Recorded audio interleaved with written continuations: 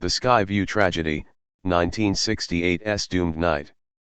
On a rain-soaked night in 1968, the Skyview Fairground was alive with the sounds of laughter, music, and the clatter of carnival rides.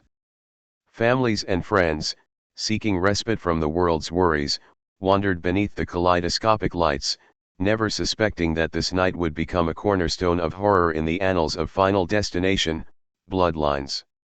The air was thick with anticipation and the scent of popcorn, but beneath the surface, fate was weaving a tapestry of tragedy that would echo through generations. The Skyview Tragedy is not merely a plot device, it is the film's haunting overture, setting the tone for everything that follows. The camera lingers on the details, a flickering bulb, a loose bolt on the Ferris wheel, the nervous glance of a ride operator. Each element is a harbinger, a silent warning that something is amiss. As the ride creaks and groans, the audience is drawn into a state of mounting dread. The director masterfully employs close-ups and lingering shots to create a sense of claustrophobia, making viewers feel as if they are strapped into the doomed ride themselves. Suddenly, disaster strikes. The Ferris wheel, overloaded and poorly maintained, shudders violently. Screams pierce the night as the structure collapses, sending cars hurtling to the ground. The chaos is rendered with brutal realism, metal twists, glass shatters, and bodies are flung like rag dolls. The sound design is relentless, amplifying the terror with screeching metal and the panicked cries of the crowd. In the aftermath, the fairground is transformed from a place of joy to a tableau of devastation. Emergency lights cast eerie shadows over the wreckage, illuminating the stunned faces of survivors and the lifeless forms of the lost. Among the survivors is Iris Campbell, a young woman whose life is forever altered by the tragedy. Her survival is not a stroke of luck but the result of a chilling premonition. Moments before the collapse, Iris experiences a vivid vision of the disaster, compelling her to warn those around her. Her frantic pleas are met with confusion and skepticism, but a handful of people heed her warning and escape the carnage. This act of intervention, however, comes at a terrible price. In the world of Final Destination, cheating death is never without consequence. The aftermath of the Skyview tragedy ripples through the film, shaping the destinies of Iris and her bloodline. The survivors, initially grateful for their second chance, soon find themselves stalked by an unseen force. Death, personified as an implacable and methodical presence, begins to reclaim those who escaped its grasp. The film explores the psychological toll of survivors' guilt, as Iris grapples with the knowledge that her actions may have doomed her and her loved ones to a lifetime of fear. The tragedy also serves as a microcosm of the film's central themes, the inevitability of fate, the illusion of control, and the high cost of intervention. The meticulous reconstruction of the 1968 fairground, from the period costumes to the vintage rides, immerses viewers in a bygone era while underscoring the timelessness of the story's core questions. Can we ever truly escape our destiny, or are we merely delaying the inevitable? Cinematically, the Skyview tragedy is a tour de force. The director's use of practical effects and restrained CGI grounds the sequence in reality, making the horror all the more palpable. The editing is sharp and purposeful, cutting between wide shots of the collapsing ride and intimate close-ups of the victims' terror-stricken faces. The score, a mournful blend of strings and discordant notes, heightens the sense of loss and foreboding. In the days and weeks following the disaster, the survivors attempt to return to normalcy, but the shadow of death looms large. Iris, plagued by nightmares and visions, becomes increasingly isolated. Her warnings, once dismissed as hysteria, now carry the weight of prophecy. The community, desperate for answers, turns to superstition and scapegoating, further alienating those touched by the tragedy. This social fallout is depicted with sensitivity, highlighting the ways in which trauma can fracture relationships and erode trust. The Skyview tragedy is more than an inciting incident, it is the emotional and thematic anchor of Final Destination, Bloodlines. It establishes the rules of the universe, introduces the central conflict, and sets in motion a chain of events that will reverberate across decades. The sequence is a masterclass in suspense, blending visceral horror with psychological depth. It invites viewers to ponder their own mortality and the fragile threads that bind us to life. As the film unfolds, the legacy of the Skyview tragedy becomes increasingly apparent. Iris's descendants, haunted by the specter of death, are drawn into a deadly game that began long before they were born. The tragedy's echoes are felt in every premonition, every narrow escape, and every loss. It is a reminder that in the world of Final Destination, the past is never truly past, and the debts of fate must always be paid. In the end, the Skyview tragedy stands as a testament to the power of storytelling. It is a chilling, unforgettable sequence that lingers in the mind long after the credits roll, challenging viewers to confront the darkness that lies just beneath the surface of everyday life. Through its meticulous craftsmanship and emotional resonance, it elevates Final Destination, Bloodlines from a mere horror film to a meditation on destiny, survival, and the indomitable will to live. Iris Camel's premonition and intervention. The heart of Final Destination, Bloodlines beats with the chilling legacy of Iris Camel's premonition, an event that not only altered the fate of her own life, but set into motion a chain of consequences that would haunt her descendants for generations. In 1968, during the grand opening of the Skyview, a high-rise restaurant tower shimmering with promise and modernity, Iris attends with her fiancé Paul. The night is festive, filled with music, laughter, and the promise of a new chapter for everyone in attendance. Yet, beneath the surface, a silent threat looms, waiting for the perfect moment to reveal itself. As the dance party reaches its crescendo, Iris is suddenly seized by a vision so vivid and horrifying that it shatters her sense of reality. In her mind's eye, she sees a shard from the chandelier crack the glass floor beneath the unsuspecting guests. A gas leak ignites, and in a matter of seconds, the entire tower collapses, killing everyone inside in a fiery, catastrophic disaster. The premonition is not just a fleeting sense of dread, it is a detailed, sensory experience that leaves Iris shaken to her core. The film captures this moment with a blend of surreal visuals and disorienting sound design, immersing the viewer in Iris's terror and confusion. What sets Iris apart from the typical bystander is her immediate and decisive response. Instead of succumbing to panic, she acts with urgency, desperately trying to warn those around her. She pleads with Paul and the other guests to evacuate, her voice trembling with fear and conviction. The reactions she receives are a mix of skepticism, annoyance, and concern. After all, who would believe such a fantastical warning on a night meant for celebration?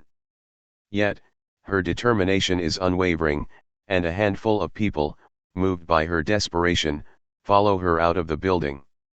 In a franchise known for its intricate depictions of fate and mortality, Iris's intervention is a pivotal moment. Her actions disrupt death's design, saving not only herself but everyone present at the Skyview that night. The immediate aftermath is one of confusion and disbelief. The guests who followed Iris out are grateful but bewildered, while those who stayed behind, initially annoyed by the interruption, are soon confronted with the reality of what almost transpired. The film lingers on the emotional fallout, relief, survivor's guilt, and the dawning realization that something unnatural has occurred. The consequences of Iris's intervention are profound and far-reaching. By preventing the disaster, she inadvertently sets herself and the other survivors on a collision course with death itself. The franchise's mythology is clear: death's design cannot be thwarted without consequence. Those who escape their fated end become targets, and death will stop at nothing to reclaim the lives that slip through its grasp. This concept is explored with relentless intensity as the story unfolds, with each survivor and eventually their descendants falling victim to a series of increasingly elaborate and gruesome accidents. Iris's premonition and intervention also serve as a catalyst for her personal transformation. Once a vibrant and optimistic young woman, she becomes haunted by the knowledge of what she has done.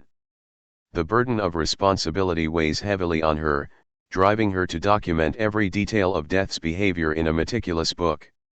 She becomes reclusive, isolating herself from her family in a desperate attempt to protect them from the curse she believes she has unleashed.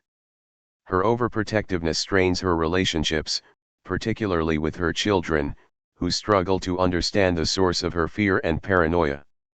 The film delves deeply into the psychological impact of Iris's actions.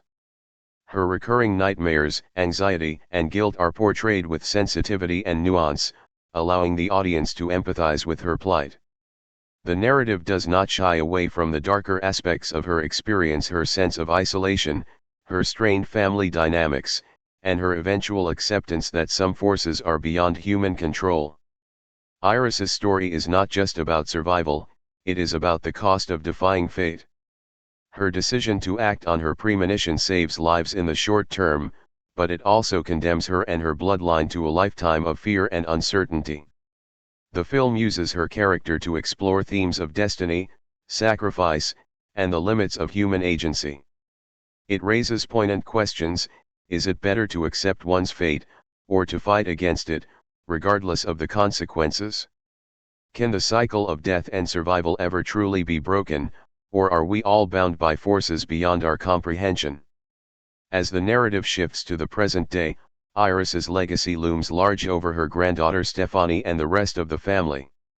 The nightmares that once plagued Iris now torment Stefani, drawing her back into the web of fate that her grandmother tried so desperately to escape. Iris's premonition, once a singular event, becomes a generational curse, binding the family together in a struggle against the inevitable. In the end, Iris Camel's premonition and intervention are the linchpin of Final Destination, Bloodlines. They set the stage for a story that is as much about the bonds of family and the burden of legacy as it is about the relentless pursuit of death. Through Iris, the film explores the power of intuition, the courage to act in the face of disbelief, and the enduring question of whether destiny can ever truly be changed. Her story is a testament to the complexities of fate, the ripple effects of our choices, and the haunting possibility that some debts can never be repaid. Death's design, the consequences of survival. In the world of Final Destination, Bloodlines, survival is never a simple matter of luck or chance. Rather, it is a defiance of a cosmic order, an act that demands a price.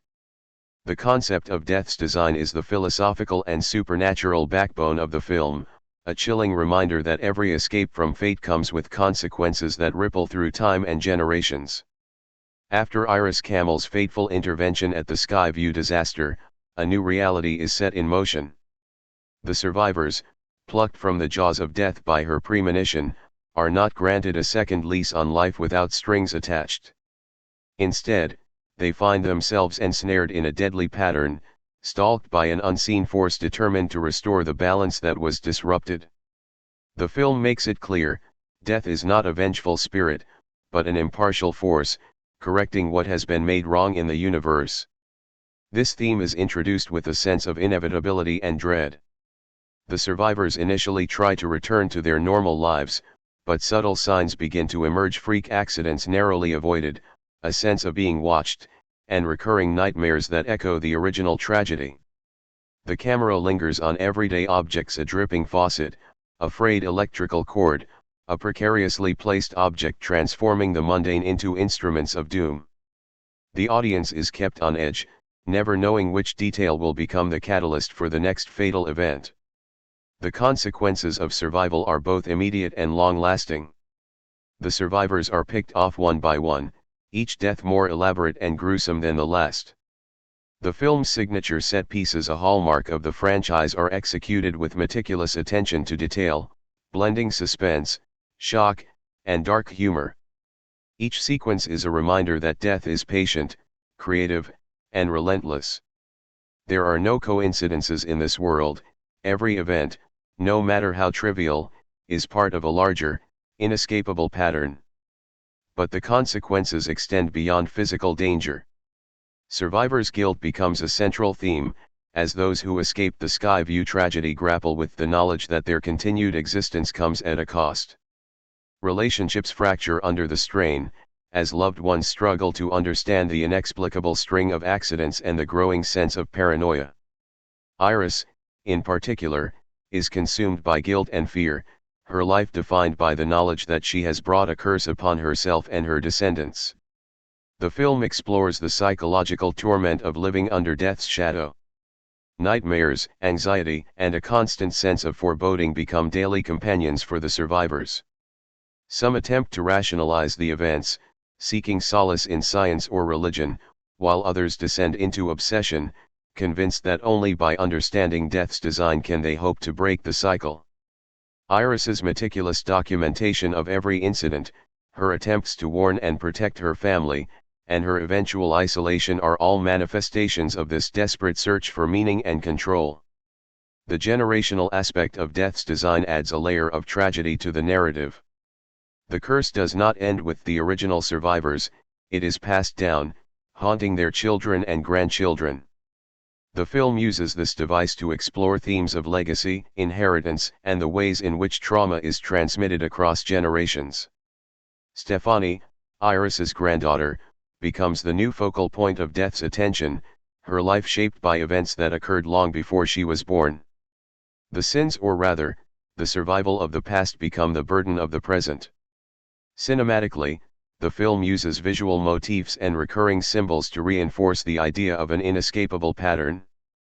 Circular imagery, such as spinning wheels, clocks, and rings, appears throughout, suggesting the cyclical nature of fate. The editing is sharp and rhythmic, creating a sense of inevitability as the narrative moves from one death to the next. The sound design is equally effective, with subtle cues, a ticking clock, a distant train whistle serving as harbingers of doom. Yet, amidst the horror, the film poses profound questions about agency and free will. Are the characters truly powerless, or do they have the ability to alter their destinies? The survivors' attempts to outwit death by changing their routines, avoiding certain places, or sacrificing themselves for others are portrayed with both hope and futility. The audience is left to ponder whether fate is a fixed path or a web of possibilities, each choice leading to new outcomes and new dangers. The consequences of survival are not limited to the physical and psychological realms, they also extend to the moral and ethical. The survivors must confront the reality that their lives are preserved at the expense of others. The film does not shy away from the uncomfortable truth that every action has consequences, and that the pursuit of self-preservation can have unintended, far-reaching effects. In the end, death's design is both a narrative engine and a philosophical inquiry. It drives the plot forward, creating suspense and terror, but it also invites the audience to reflect on the nature of fate, the limits of human agency, and the cost of survival. The consequences of cheating death are depicted with unflinching honesty, making Final Destination, Bloodlines not just a horror film, but a meditation on the fragility of life and the inexorable pull of destiny. As the story unfolds, the survivors' desperate attempts to break free from death's grip become increasingly poignant. Their struggles, sacrifices, and ultimate fate serve as a reminder that in the world of Final Destination, there are no easy answers, only the relentless, unyielding march of fate, and the haunting question of what it truly means to survive. Stefani Reyes' Nightmares and the Call Home. For Stefani Reyes, the granddaughter of Iris Campbell, the legacy of the Skyview tragedy is not just a family story, it is a living nightmare that invades her sleep and shapes her waking life. As Final Destination, Bloodlines shifts to the present day, Stefani emerges as the new focal point, her experiences echoing and amplifying the terror that once haunted her grandmother. The film crafts Stefani's journey with a mix of psychological horror and emotional depth, making her struggle both a personal battle and a generational curse. Stefani's nightmares are more than mere bad dreams, they are premonitions, as vivid and visceral as those that plagued Iris decades before. The film opens with Stefani jolting awake in a cold sweat, her mind replaying images of shattered glass, falling bodies, and the unmistakable sense of impending doom. The camera lingers on her face, capturing the confusion and fear that lingers long after she wakes. These nightmares are not random, they are warnings, clues from the universe that something is terribly wrong.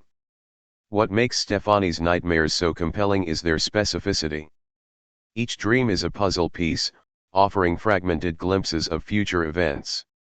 She sees flashes of her family, friends, and even strangers in moments of peril, a barbecue gone wrong, a tattoo needle sparking a fire, a garbage truck barreling down a narrow street.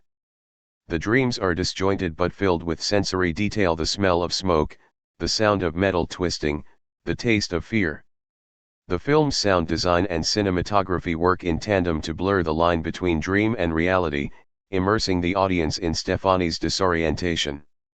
Haunted by these visions, Stefani becomes increasingly anxious and withdrawn. Her friends notice her distractedness, her reluctance to participate in everyday activities, and the haunted look in her eyes. The film explores the toll that chronic fear takes on her relationships, especially with her boyfriend Eric and her best friend Julia. Stefani's attempts to explain her nightmares are met with skepticism and concern, echoing the disbelief that Iris once faced. The generational parallel is clear: both women are burdened with knowledge that others refuse to accept. The turning point comes when Stefani receives a phone call from her estranged mother, Darlene. The call is tense and awkward, filled with unspoken resentments and the weight of years spent apart. Darlene's voice is laced with worry, her words hinting at secrets she is not yet ready to reveal. She urges Stefani to come home, citing vague concerns about the family and the need to reconnect. The film uses this moment to explore the fractured dynamics of the Reyes-Campbell family, hinting at old wounds and unresolved trauma. Stefani's decision to return home is fraught with emotion. She is torn between her desire for independence and her sense of duty to her family. The journey back is depicted with a sense of foreboding, the landscape shifting from the familiar to the uncanny as she approaches her childhood home. The house itself is a character filled with relics of the past, photographs of Iris, and the lingering presence of tragedy. The reunion with her mother is bittersweet, marked by awkward hugs, forced smiles, and the unspoken question, what are we really running from? As Stefani settles back into her old life, the nightmares intensify. She begins to see connections between her dreams and the events unfolding around her.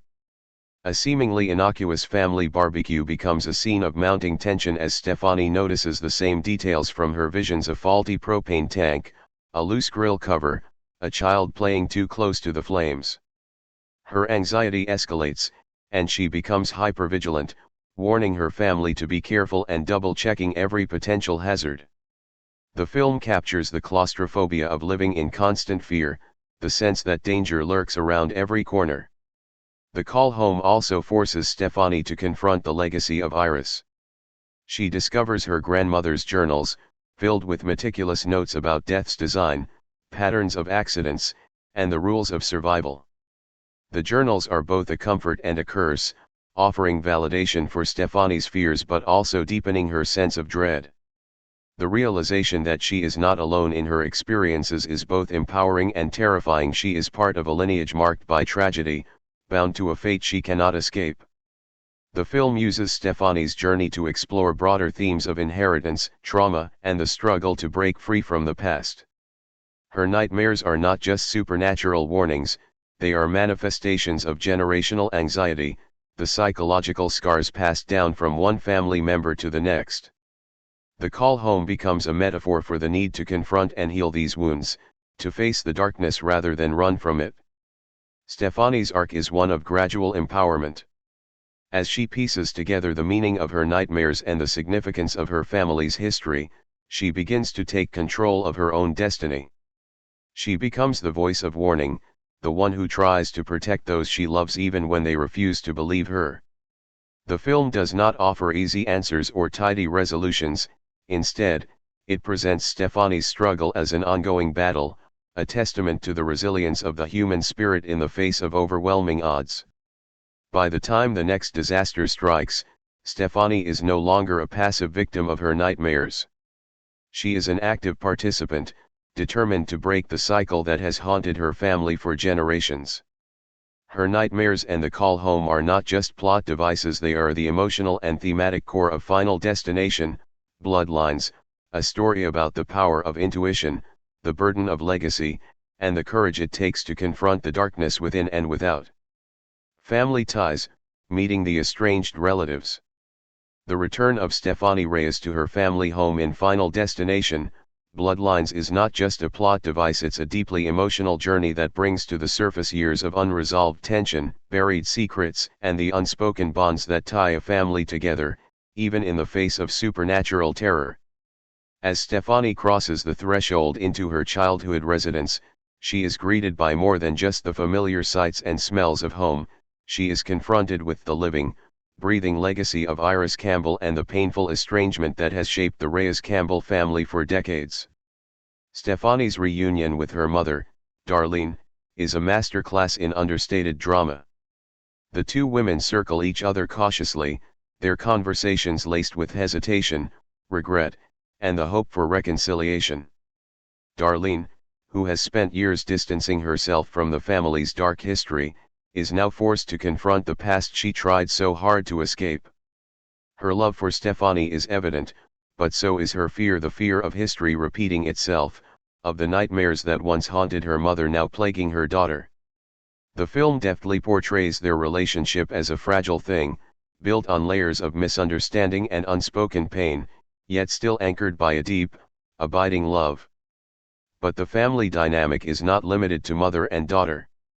As Stefani settles in, she is reintroduced to relatives she hasn't seen in years: her cousin Bobby, the family's resident skeptic, whose brash humor masks his own fears; her Aunt Julia, whose warmth and wisdom provide a counterbalance to the family's darker tendencies; and Howard, the gruff but protective uncle whose loyalty to the family is unwavering, even as he struggles to understand the supernatural forces at play.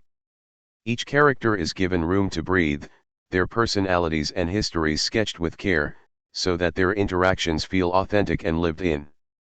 The film takes its time exploring the dynamics between these characters, allowing the audience to witness the subtle shifts in power, the old rivalries, and the quiet moments of connection that define family life.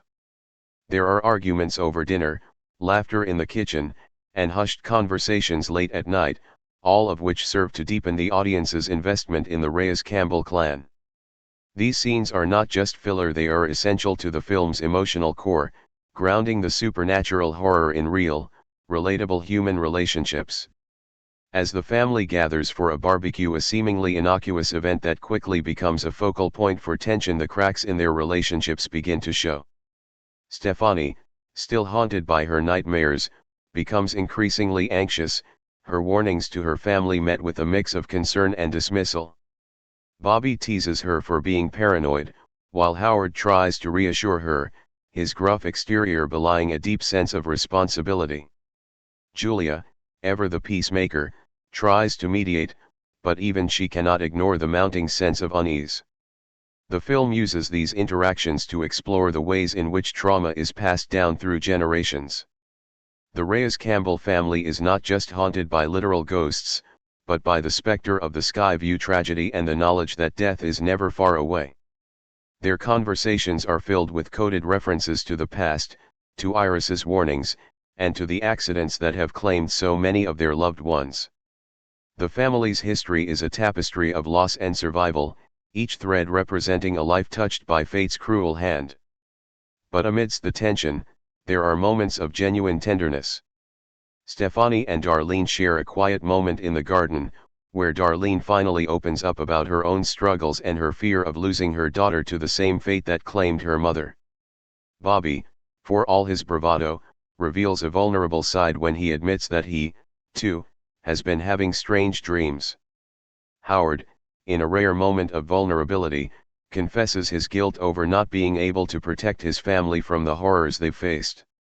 These scenes are beautifully acted and sensitively written, offering a respite from the film's relentless horror and reminding the audience of the power of family, even in the darkest of times.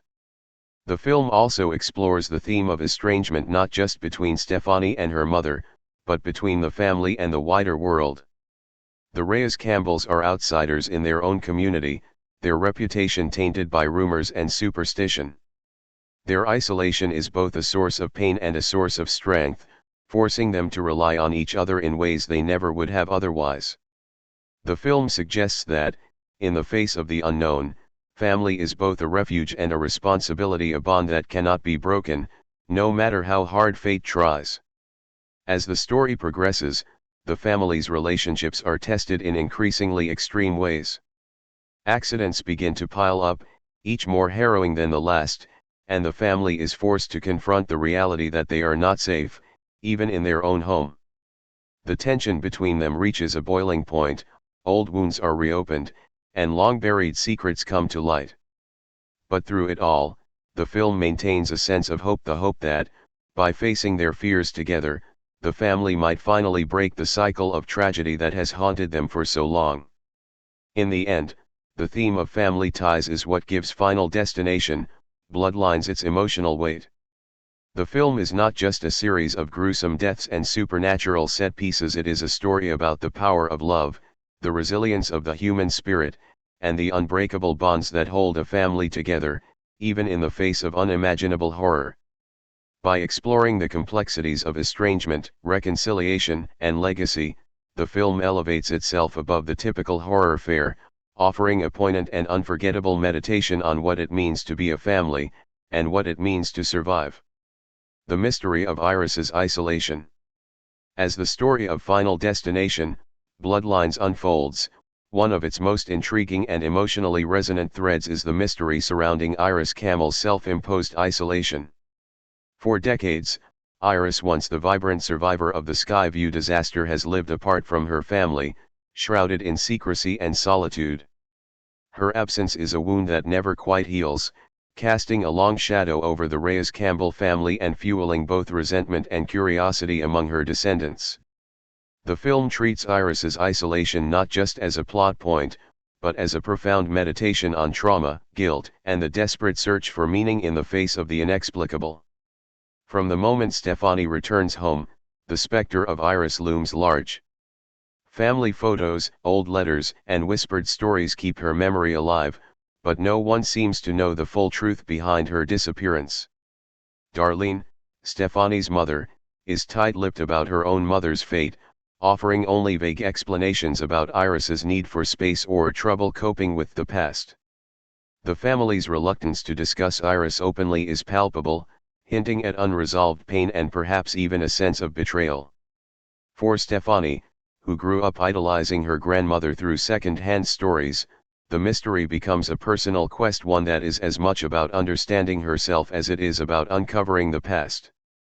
The film masterfully builds suspense around Iris's isolation, dropping clues through flashbacks, journal entries, and the recollections of those who knew her best. We learn that after the Skyview tragedy, Iris became increasingly withdrawn, plagued by nightmares and an overwhelming sense of responsibility for the lives she inadvertently saved and the curse she believes she unleashed. Her premonition, once a source of pride and validation, becomes a burden too heavy to bear. The guilt of surviving, compounded by the knowledge that her actions may have doomed others, drives her to the brink of despair. Iris's journals, discovered by Stefani in a dusty attic, are a window into her tormented psyche. Written in a tight, anxious script, they chronicle not only the details of the Skyview disaster but also a meticulous record of every strange death, near miss, and ominous premonition that followed. The entries are filled with diagrams, timelines, and desperate attempts to discern a pattern, proof that Iris was not content to simply accept her fate. Instead, she became obsessed with understanding death's design, convinced that knowledge might offer some measure of protection for herself and her family. Yet, as the years passed and the body count grew, Iris's hope gave way to despair. Her efforts to warn others were met with disbelief and ridicule, further isolating her from the world. The film poignantly depicts her growing paranoia and the toll it takes on her relationships. Friends drift away, family members grow frustrated with her warnings, and even her own daughter, Darlene, begins to pull back. Iris's isolation becomes both a physical and emotional reality, a self-imposed exile born of fear, guilt, and the crushing weight of responsibility. The film does not shy away from the psychological complexity of Iris's isolation. Through flashbacks and dream sequences, we see her wrestling with her conscience, questioning whether she did the right thing by intervening at Skyview. The isolation is not just about protecting her family from death's wrath, it is also about shielding them from the madness that has consumed her. Iris's greatest fear is not just that death will come for her loved ones, but that her own obsession will destroy them first. Stefani's investigation into her grandmother's past becomes a journey of empathy and understanding. As she reads Iris's journals and retraces her steps, she begins to see the world through her grandmother's eyes. The fear, the loneliness, the desperate hope that knowledge could save them, all of it resonates with Stefani's own experiences. The film draws a poignant parallel between the two women, suggesting that the true curse of the Campbell bloodline is not just the threat of supernatural death, but the isolation that comes from bearing an unbearable secret. The mystery of Iris's isolation is ultimately resolved in a bittersweet fashion. Stefani discovers that Iris spent her final years living in a remote cabin, far from the town that once celebrated her as a hero. In her solitude, Iris continued her research, documenting every new incident and sending cryptic warnings to her family. Her last journal entry is a message of love and regret, urging her descendants to live their lives fully, even in the face of fear. The revelation is both heartbreaking and cathartic, offering closure for Stefani and a measure of redemption for Iris. In the end, the film treats Iris's isolation with compassion and nuance. It is not portrayed as a failure, but as a testament to the enduring power of love and the lengths to which we will go to protect those we care about. Through Iris, Final Destination, Bloodlines explores the complex interplay between trauma, guilt, and the human need for connection. Her story is a reminder that even in our darkest moments, we are never truly alone, and that understanding, empathy, and forgiveness are the keys to breaking the cycle of isolation and fear. Iris's confession, breaking the cycle. The revelation of Iris Campbell's confession is a turning point in Final Destination, Bloodlines, a moment that not only reframes the narrative but also offers a rare glimmer of hope in a world otherwise ruled by fatalism. For decades, Iris's life has been defined by silence and secrecy. Her isolation, her meticulous journals, and her strained relationship with her family have all stemmed from a singular, unspoken truth, a confession she has never dared to share. When Stefani, her granddaughter, finally uncovers the truth, it is both a cathartic release and a call to action, setting the stage for the film's most daring exploration of fate, agency, and the possibility of redemption. The confession comes to light in a series of emotionally charged scenes that blend past and present. Through Iris's journals, flashbacks, and a long-lost letter addressed to her descendants, the audience is given access to her innermost thoughts. The confession is not a simple admission of guilt or regret, it is a deeply nuanced reflection on the choices she made and the consequences that followed. Iris recounts the night of the Skyview disaster in painstaking detail, not just the premonition and her frantic warnings, but the aftermath, the gratitude of the survivors, the suspicion of the townsfolk, and the creeping realization that death's design had not been thwarted, only delayed. What makes Iris's confession so powerful is its honesty. She does not shy away from her mistakes or her fears. She admits to feeling both heroic and cursed, to savoring her survival even as she dreaded the next tragedy. She confesses to pushing her family away, believing that distance might protect them from death's relentless pursuit. Most poignantly, she reveals the moment she realized that the only way to break the cycle might be to confront death's design head-on, to sacrifice herself, if necessary, so that her loved ones might finally be free. This confession is more than a personal reckoning, it is a blueprint for action. Iris's writings suggest that death's pattern, while powerful, is not entirely immutable. She theorizes that the cycle can be broken if a survivor willingly gives up their life in place of another, disrupting the order and granting a true escape from the curse. This idea is both terrifying and liberating. For Stefani and her family, it transforms their understanding of the threat they face. No longer are they mere victims of fate, they are participants in a struggle where courage and self-sacrifice can make a difference. The film handles this revelation with sensitivity and depth. Stefani's reaction to her grandmother's confession is a complex mix of grief, admiration, and resolve. She mourns the years lost to fear and misunderstanding, but she also feels a newfound sense of purpose. The confession becomes a bridge between generations, allowing Stefani to forgive Iris and to see her not just as a victim, but as a woman who fought valiantly against forces beyond her control. As Stefani shares Iris's confession with the rest of the family, the dynamic within the Reyes-Campbell household shifts. Old wounds begin to heal as the truth comes to light. Darlene, Iris's daughter, is finally able to understand the choices her mother made and the love that motivated them. Bobby, Julia, and Howard, who have long struggled to make sense of the accidents and tragedies that have plagued their family, find solace in the knowledge that there may be a way out, a chance to reclaim their destiny. Cinematically, the confession is brought to life through a series of intimate, visually striking scenes. The filmmakers use soft lighting, close-ups, and a haunting musical score to convey the emotional weight of Iris's words. Flashbacks to Iris's final days in her remote cabin are intercut with scenes of Stefani reading the letter aloud, creating a sense of continuity and connection across time. The use of voiceover, with Iris's voice trembling with emotion, adds an extra layer of poignancy. Thematically, Iris's confession is a meditation on the nature of sacrifice and the power of truth. It challenges the fatalism that has defined the franchise, suggesting that even in a world governed by supernatural rules, human agency and love can make a difference. The idea that the cycle of death can be broken not through cunning or luck, but through selfless action adds a new dimension to the story, elevating it from a tale of survival to one of redemption. In the final act of the film, Iris's confession becomes the catalyst for the family's ultimate confrontation with death. Armed with the knowledge that sacrifice may be the key, Stefani and her relatives are forced to make impossible choices. The tension is palpable as they grapple with the implications of Iris's theory: who will step forward? Can they trust that the cycle will truly be broken?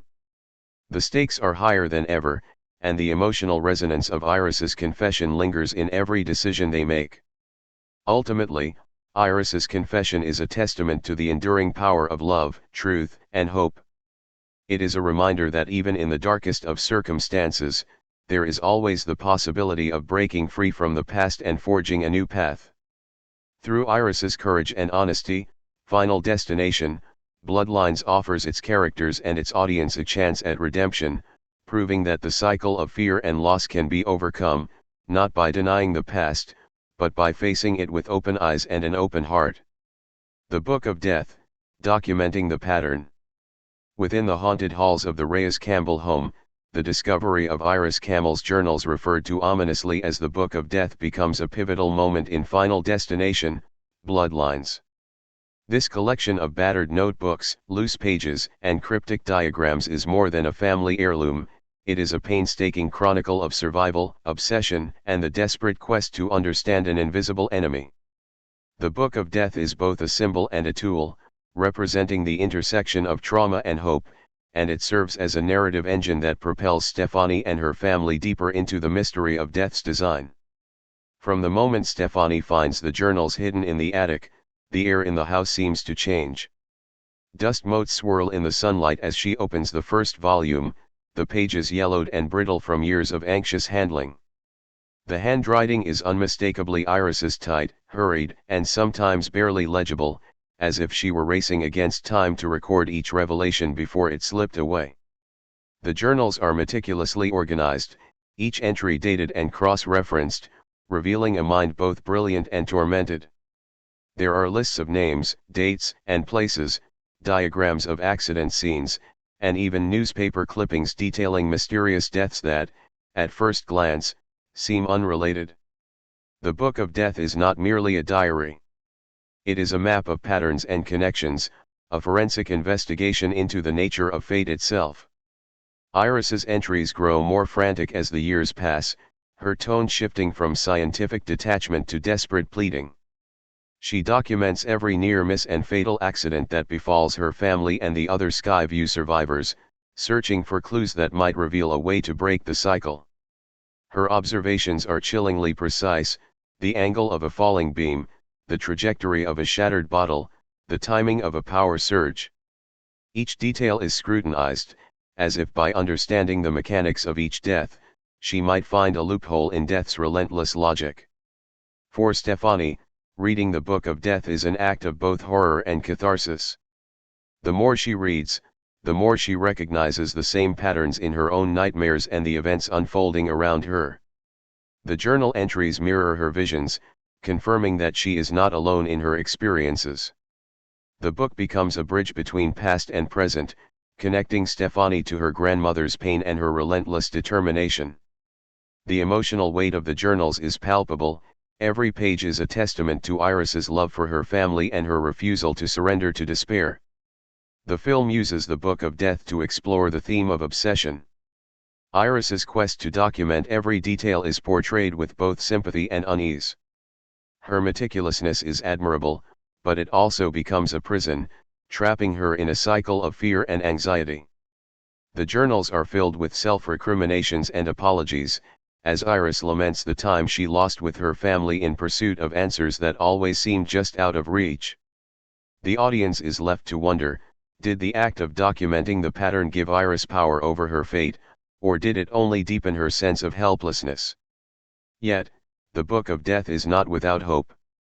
Amid the grim catalogue of accidents and deaths, there are moments of insight, glimmers of understanding that suggest the pattern is not entirely unbreakable. Iris's notes on interventions and sacrifices hint at the possibility of disrupting death's design, and her final entries are filled with exhortations to her descendants: trust your instincts, don't ignore the signs, you are not powerless. These messages become a lifeline for Stefani and her family, offering guidance in their darkest moments. Cinematically, the Book of Death is brought to life through close-ups of ink-stained fingers, flickering candlelight, and the sound of pages turning in the silence of the night. The filmmakers use these visual cues to create an atmosphere of intimacy and dread, drawing the audience into the world of Iris's obsession. The journals themselves become a character, silent, watchful, and filled with secrets. As Stefani shares the contents of the Book of Death with her family, the dynamic within the household shifts. Skepticism gives way to fear, and fear to determination. The family begins to see the accidents around them not as random misfortunes, but as part of a larger, malevolent pattern. Armed with the knowledge contained in the journals, they attempt to anticipate and prevent the next tragedy, checking and double-checking every potential hazard. The book becomes both a shield and a burden, offering hope but also reminding them of the ever-present threat. The Book of Death also serves as a commentary on the nature of trauma and the human need to make sense of chaos. Iris's compulsion to document every detail is a coping mechanism, a way of asserting control in a world that has become terrifyingly unpredictable. For Stefani, the act of reading and sharing the journals is a form of healing, a way of honoring her grandmother's legacy while forging her own path forward. In the end, the Book of Death is more than a collection of grim stories. It is a testament to resilience, love, and the enduring human spirit. Through its pages, Final Destination, Bloodlines invites the audience to consider the ways in which we confront our fears, seek meaning in tragedy, and pass on both our wisdom and our wounds to those who come after us. The journals become a symbol of hope in the face of inevitability, a reminder that even when the odds seem insurmountable, knowledge, connection, and courage can light the way through the darkness. Iris's sacrifice, proving the curse. In the haunting tapestry of Final Destination, Bloodlines, few moments resonate as powerfully as Iris Camel's ultimate sacrifice. This act, both tragic and heroic, is the culmination of decades of fear, research, and desperate hope. Iris's decision to put her own life on the line to prove the existence of the curse that has plagued her family is not only a turning point in the narrative but also a deeply moving exploration of love, guilt, and the human need for meaning in the face of relentless fate. For much of her life, Iris was tormented by the knowledge that her intervention at the Skyview disaster had set something terrible in motion. She watched as survivors and their descendants became targets of inexplicable, lethal accidents. The journals she kept, her so-called Book of Death, were filled with patterns, theories, and warnings, but for years, her family and the world at large dismissed her fears as paranoia. The psychological toll of being both a savior and a harbinger of doom isolated Iris, deepening her sense of responsibility and sorrow. As the film's tension mounts, Iris becomes convinced that only a dramatic, undeniable act will make her family understand the truth. She orchestrates a scenario where she can demonstrate the curse's reality in front of her loved ones. The scene is set in the family's secluded cabin, a place already heavy with the weight of history and loss. Iris gathers her daughter Darlene, granddaughter Stefani, and other family members, explaining her belief that death's design can only be revealed and perhaps disrupted through a conscious act of self-sacrifice. The sequence is shot with a somber intimacy, the camera lingering on Iris's weathered face, her trembling hands, and the anxious expressions of her family. The dialogue is raw and honest, as Iris confesses her deepest fears and regrets. She tells them that she has spent her life searching for a way to break the cycle, and that her only remaining hope is to offer herself as proof. The family's reactions are a mixture of disbelief, anger, and heartbreak. Darlene begs her mother not to go through with it, while Stefani, torn between skepticism and a growing sense of dread, pleads for another solution. But Iris is resolute. She sets the stage for her sacrifice with meticulous care, ensuring that every detail is witnessed and recorded. The film builds suspense through a series of near misses and subtle foreshadowing: loose floorboards, a faulty gas line, a precariously balanced chandelier. As the moment approaches, the atmosphere becomes charged with a sense of inevitability. The audience, already familiar with the franchise's penchant for elaborate, Rube Goldberg-style deaths, is left guessing how the fatal chain of events will unfold. When the accident finally happens, it is both shocking and strangely beautiful. Iris's death is not a random occurrence but the result of a deliberate choice, a final, defiant gesture against the invisible hand of fate. The family is left stunned, their grief mingled with a terrible clarity. In the aftermath, the signs are unmistakable.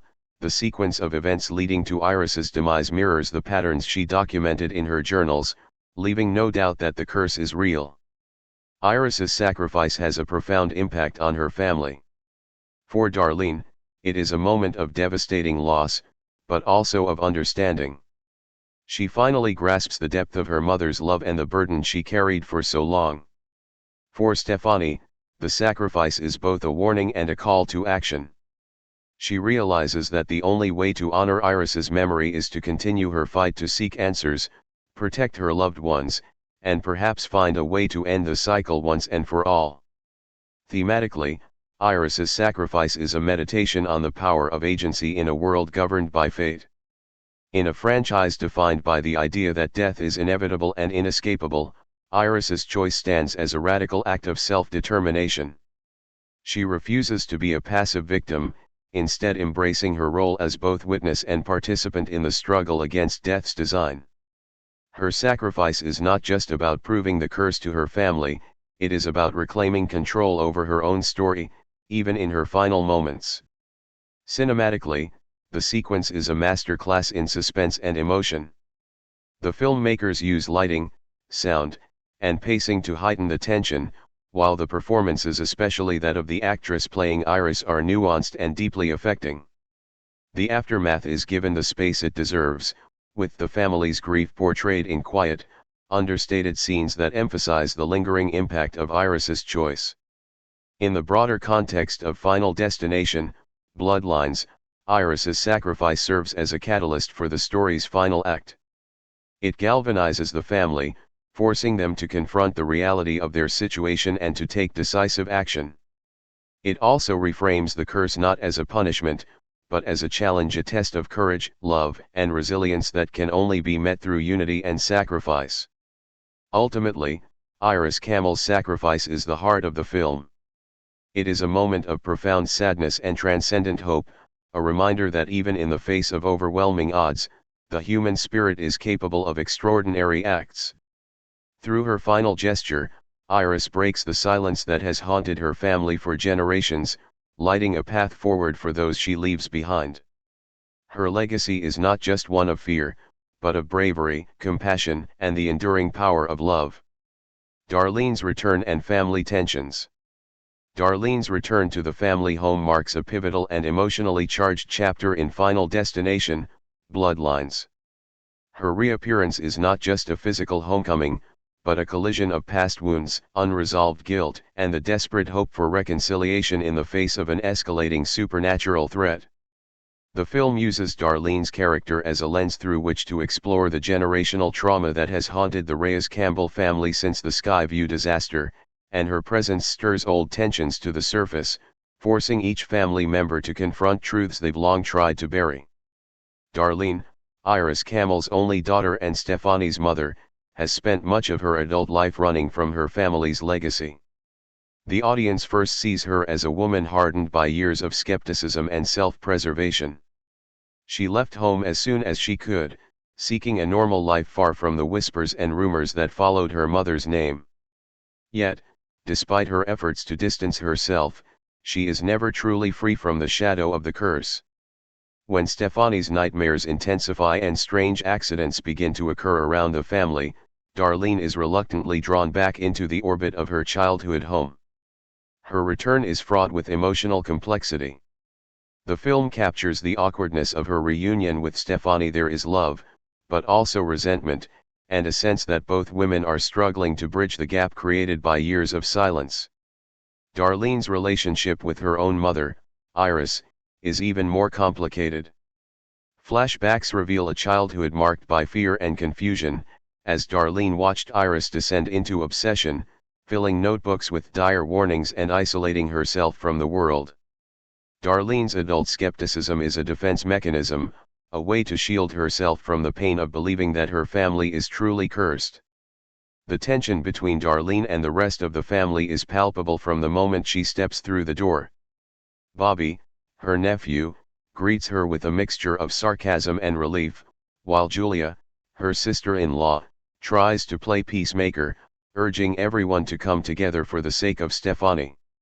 Howard, the family patriarch, is wary. He remembers the arguments and the heartbreak that Darlene's departure caused, and he is not quick to forgive. The film does not shy away from these conflicts. Instead, it uses them to deepen the audience's investment in the characters and to underscore the stakes of the supernatural threat they face. As the family gathers for a tense dinner, old grievances resurface. Darlene is quick to dismiss talk of curses and premonitions, insisting that the accidents are just that, accidents. Her refusal to engage with the family's fears is both infuriating and heartbreaking, especially for Stefani, who desperately needs her mother's support. The generational divide is stark. Darlene represents the rational, modern world, while Stefani and the others are increasingly convinced that something unnatural is at work. The film skillfully weaves together moments of confrontation and vulnerability. In one particularly poignant scene, Darlene finds herself alone in Iris's study, surrounded by the remnants of her mother's research. She picks up one of the journals, her hands trembling as she reads Iris's desperate pleas to protect the family. The camera lingers on Darlene's face as she fights back tears, torn between anger at her mother's obsession and a dawning realization that there may be truth in her warnings. As the supernatural events escalate, Darlene is forced to reconsider her beliefs. A near-fatal accident at the family barbecue, a scene that echoes Stefani's nightmares, shakes her to the core. For the first time, she allows herself to entertain the possibility that the curse is real. This shift is not immediate or easy. It is a gradual process, marked by moments of denial, fear, and ultimately, acceptance. The film treats Darlene's journey with empathy, acknowledging the difficulty of reconciling logic with the inexplicable. Darlene's evolving perspective becomes a catalyst for change within the family. Her willingness to listen to Stefani and to engage with Iris's research helps to bridge the gap between generations. She becomes a source of strength, using her skepticism not as a shield, but as a tool to ask the hard questions and to challenge the family to think critically about their situation. Her pragmatism, combined with a newfound openness to the supernatural, allows the family to formulate a plan to confront death's design. The reconciliation between Darlene and Stefani is one of the film's emotional highlights. In a quiet moment, mother and daughter sit together, sharing memories of Iris and acknowledging the pain they both carried. Darlene apologizes for her absence and for dismissing Stefani's fears, while Stefani expresses her longing for connection and understanding. This scene is beautifully acted, with both women conveying a sense of vulnerability and hope. Darlene's return ultimately serves as a turning point for the Reyes-Campbell family. Her presence forces everyone to confront their own fears and to reckon with the legacy of trauma that has defined their lives. By the film's final act, Darlene has become a unifying force, helping to rally the family in their fight against the curse. Her journey from skeptic to believer is both believable and deeply moving, offering a message of hope and resilience in the face of overwhelming odds. In Final Destination, Bloodlines, Darlene's return is not just about coming home, it is about healing, forgiveness, and the courage to face the darkness together. The family tensions that once threatened to tear them apart become the crucible in which their strength is forged, proving that even in a world ruled by fate, love and unity can light the way forward. The barbecue catastrophe, Howard's demise. The Reyes-Campbell family's attempt at normalcy, a backyard barbecue meant to bring everyone together, becomes one of the most harrowing and memorable set pieces in Final Destination, Bloodlines. The barbecue catastrophe is not just a showcase of the franchise's signature suspense and elaborate death sequences, it is a turning point that shatters any lingering skepticism, galvanizes the family, and underscores the relentless nature of death's design. At the heart of this chaos is Howard, the family patriarch, whose tragic demise is as shocking as it is inevitable. From the outset, the scene is laced with unease. The camera lingers on the subtle dangers that populate the backyard: a rusted propane tank, frayed electrical cords, a grill that doesn't quite close, and Howard's own stubborn insistence on handling everything himself. The audience, primed by the franchise's history, is acutely aware that every seemingly innocuous detail could become lethal. The tension is heightened by Stefani's mounting anxiety. Her nightmares have shown her flashes of fire, screams, and Howard's silhouette against a wall of flames. She tries to warn her family, but her pleas are met with gentle dismissal. After all, what could go wrong at a simple family barbecue? As the family gathers, the mood is a mixture of forced cheer and underlying tension. Darlene and Stefani are still navigating their reconciliation, Bobby jokes to break the ice, and Julia tries to keep the peace. Howard, ever the traditionalist, insists on manning the grill, brushing off concerns about the old propane tank and the flickering pilot light. The filmmakers use these moments to build suspense, cutting between the family's interactions and close-ups of the barbecue setup: a loose valve here, a forgotten lighter fluid can there. The audience is left to piece together the potential chain of disaster, their anticipation growing with each passing second. The catastrophe unfolds with brutal precision. A series of small mishaps: a spilled drink, a child's soccer ball knocking over a can of lighter fluid, a sudden gust of wind set the stage for disaster. Howard, distracted by a heated conversation with Darlene about the family's future, fails to notice the growing danger. The propane tank, already compromised, begins to hiss ominously. Stefani, sensing the impending doom, tries once more to intervene, but her warning comes just as Howard strikes a match to relight the grill. The resulting explosion is both spectacular and horrifying. The filmmakers pull no punches, using practical effects and sound design to create a visceral sense of chaos. Flames engulf the grill, sending shrapnel flying and knocking Howard off his feet. The family scatters in panic, their screams drowned out by the roar of the fire. In the chaos, Howard is pinned beneath a collapsing section of the deck, his attempts to free himself only making matters worse. The camera lingers on his face: shock, fear, and finally, a heartbreaking resignation as the flames close in. Howard's demise is not just a spectacle, it is a deeply emotional moment that reverberates through the family.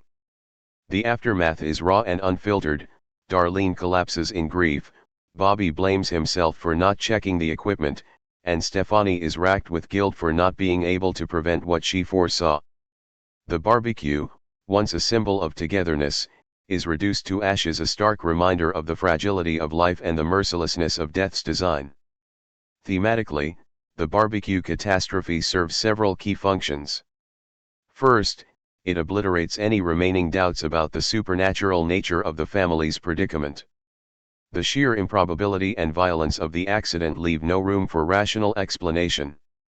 Second, it forces the family to confront the reality that they are not safe, even in the most ordinary of settings. The curse is not confined to haunted locations or moments of high drama, it can strike anywhere, at any time, using the most mundane objects as instruments of fate. Howard's death also marks a shift in the family dynamic.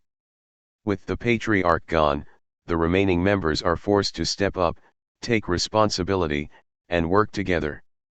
The loss is a crucible, forging new bonds and strengthening old ones. Darlene, in particular, emerges as a leader, channeling her grief into action and determination. Stefani, too, finds a renewed sense of purpose, vowing to honor Howard's memory by continuing the fight against the curse. Cinematically, the barbecue catastrophe is a masterclass in suspense and pacing. The filmmakers expertly manipulate the audience's expectations, using misdirection and foreshadowing to keep viewers guessing until the final, explosive moment. The use of practical effects lends the scene a gritty realism, while the performances, especially from the actors playing Howard, Darlene, and Stefani, ground the spectacle in genuine emotion. In the broader context of Final Destination, Bloodlines, Howard's demise is a reminder that no one is immune to the whims of fate. The scene encapsulates the franchise's core philosophy, that death is both random and inevitable, but also deeply personal.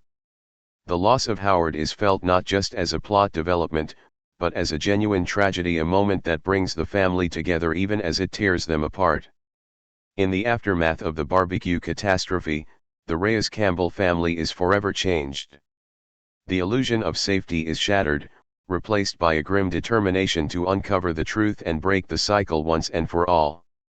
Howard's death becomes a rallying point, a symbol of both the family's vulnerability and their resilience. Through loss, they find strength, and in the ashes of tragedy, the seeds of hope begin to take root. The Tattoo Parlor Inferno, Eric's narrow escape. In Final Destination, Bloodlines, the Tattoo Parlor Inferno stands out as one of the most visually striking and suspenseful sequences, serving as a critical turning point for Eric, Stefani's boyfriend, and further cementing the film's reputation for inventive, high-tension set pieces. The scene is a masterclass in escalating dread, blending the mundane with the macabre, and ultimately delivering a heart-pounding brush with death that leaves both characters and audience reeling. The sequence begins with Eric, eager to impress Stefani and perhaps mark his commitment to her, visiting a local tattoo parlor to get a new piece of body art.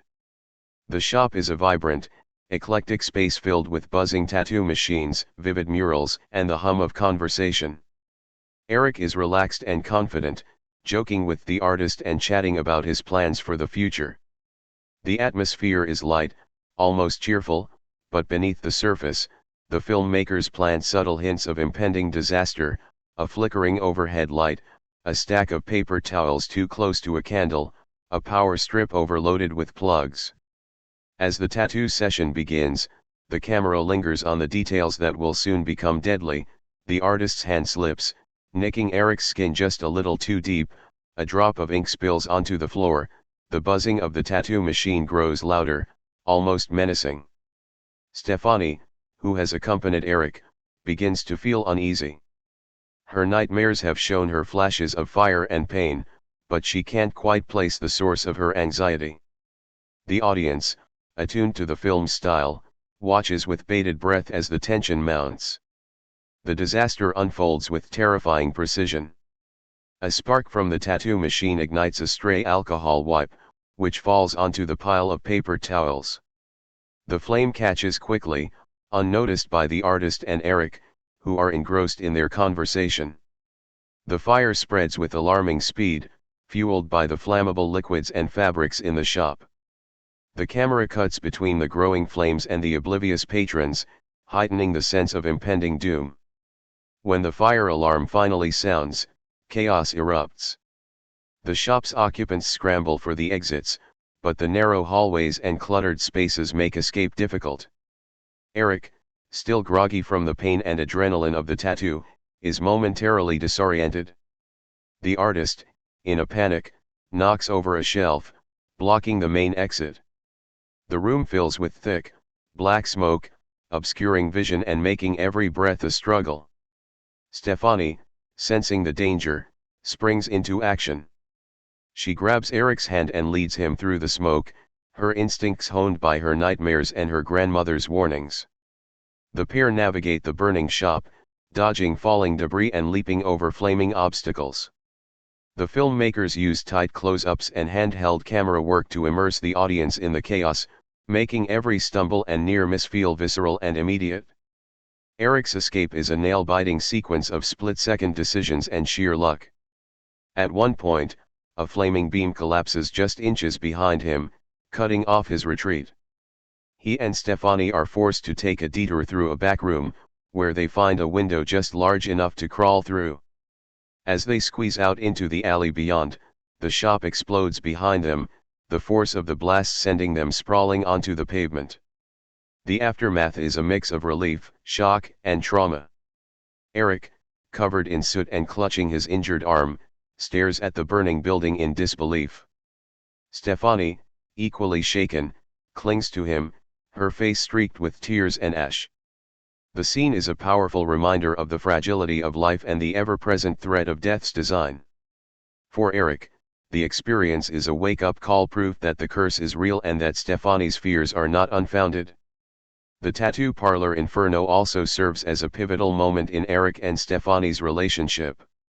Eric, who had previously been skeptical of Stefani's warnings, now understands the gravity of the situation. His narrow escape brings him closer to Stefani, forging a bond of trust and shared experience that will be crucial in the battles to come. The scene is a testament to the power of instinct, courage, and the will to survive. Cinematically, the sequence is a triumph of practical effects and visual storytelling. The fire is rendered with a mix of practical flames and CGI, creating a sense of realism and danger.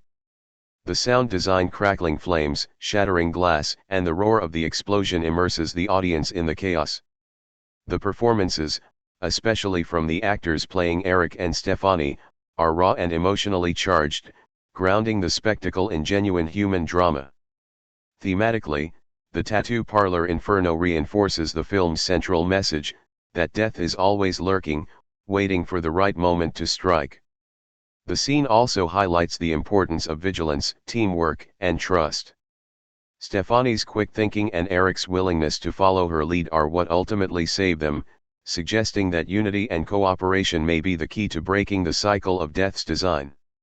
In the broader context of Final Destination, Bloodlines, the tattoo parlor inferno is a turning point. It marks the moment when Eric fully embraces the reality of the curse, and when the stakes for the entire family are raised to new heights. The experience leaves both Eric and Stefani scarred, but also more determined than ever to uncover the truth and protect those they love. As the flames die down and the smoke clears, the audience is left with a sense of foreboding, knowing that, for the Reyes-Campbell family, the danger is far from over. Julia's fate, death by garbage truck. In the relentless world of Final Destination, Bloodlines, where death stalks its survivors with cunning patience and creativity, Julia's demise stands as one of the film's most shocking and emotionally charged moments. The sequence, centered around a seemingly mundane encounter with a garbage truck, is a masterclass in suspense and tragic inevitability, showcasing the franchise's signature blend of everyday danger and supernatural malevolence. Julia, the warm-hearted and nurturing aunt who often acts as the emotional glue for the Reyes-Campbell family, has been a source of comfort and stability amid the chaos unleashed by the curse. Her role as peacemaker and confidant makes her loss all the more devastating, both for the characters and for the audience. The film carefully builds up to her death, weaving together threads of anxiety, foreshadowing, and the ever-present sense that no one is truly safe. The day begins innocuously enough. Julia, determined to keep the household running smoothly despite the recent tragedies, takes it upon herself to handle chores around the neighborhood. She is seen tidying up the front yard, chatting with neighbors, and wheeling the trash bins to the curb. The filmmakers use these ordinary actions to lull the audience into a false sense of security, even as the camera lingers on potential hazards, a broken latch on the garbage bin, a slick patch of oil on the street, the distant rumble of the approaching garbage truck. As Julia finishes her chores, she pauses to help a neighbor's child retrieve a lost toy from the gutter. This small act of kindness, so characteristic of her, becomes the catalyst for the unfolding tragedy. The garbage truck, running behind schedule and driven by a distracted operator, barrels down the street with increasing speed.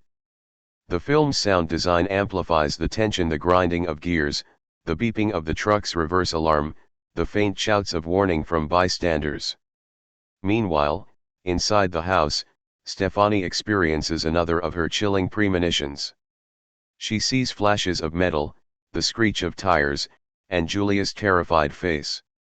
Racing outside, she tries to warn her aunt, but the sequence of events has already been set in motion. Julia, focused on the child, doesn't hear Stefani's cries until it's too late.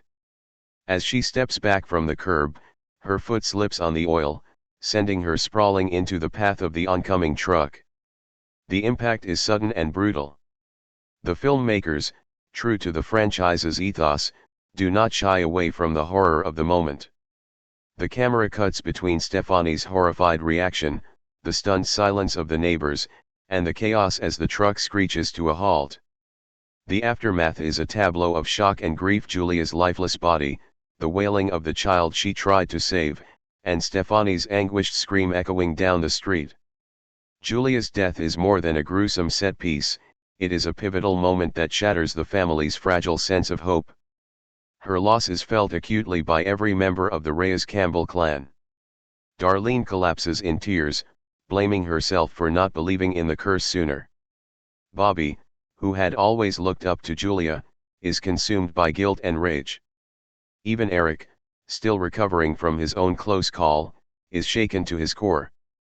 The family's grief is raw and unfiltered, portrayed with a realism that grounds the supernatural horror in genuine human emotion. Thematically, Julia's fate underscores the randomness and inevitability of death's design. The garbage truck, an everyday vehicle, becomes an instrument of fate, reminding the audience that danger can lurk in the most ordinary places. The sequence also reinforces the film's central message, that no amount of love, kindness, or caution can guarantee safety when the rules of the universe have been upended. Cinematically, the scene is a triumph of suspense and pacing.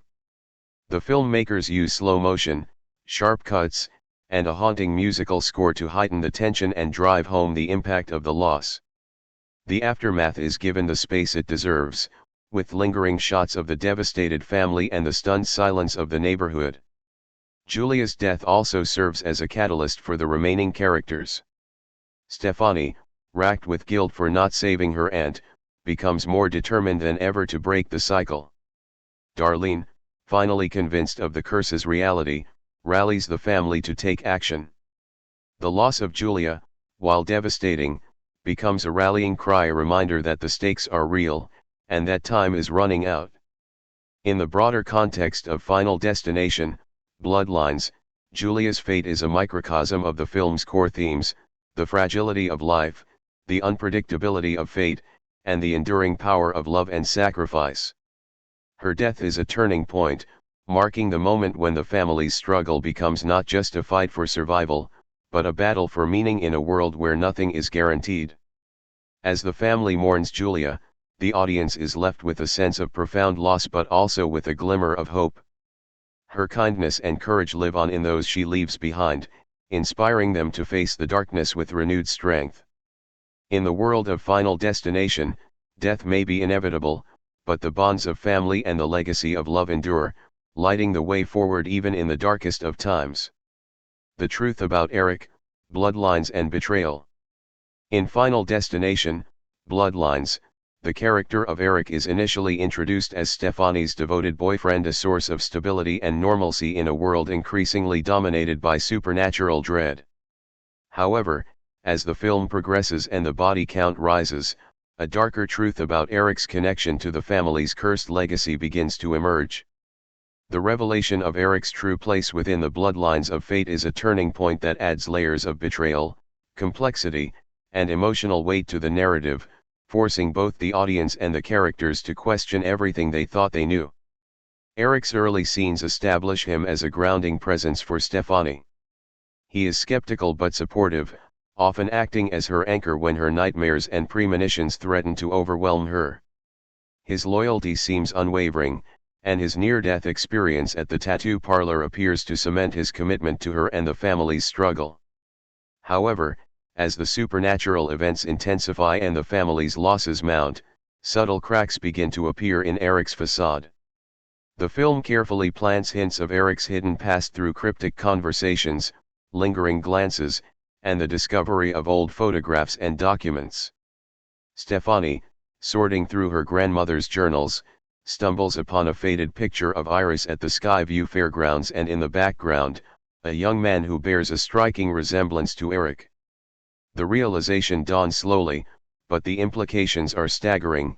Eric's family is somehow entwined with the original survivors, and his presence in Stefani's life may not be a coincidence. As Stefani confronts Eric with her findings, the film shifts into a tense, emotionally charged confrontation.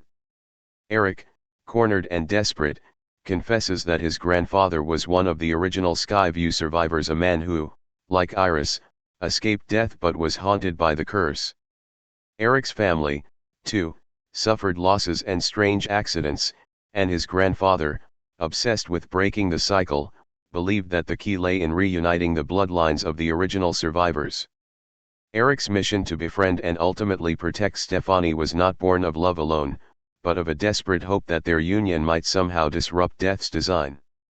The revelation of Eric's true motives is a gut punch for Stefani. She feels betrayed, used as a pawn in a plan she never consented to. The emotional fallout is raw and painful, with both characters grappling with feelings of anger, guilt, and confusion. The film does not shy away from the complexity of their relationship, allowing the audience to see both sides, Eric's genuine affection for Stefani, and the weight of the legacy he carries. The theme of betrayal is further complicated by the revelation that death's design may not be as straightforward as previously believed. The curse, it seems, is not just about punishing those who cheat death, but about weaving the fates of the original survivors' descendants together in a deadly tapestry.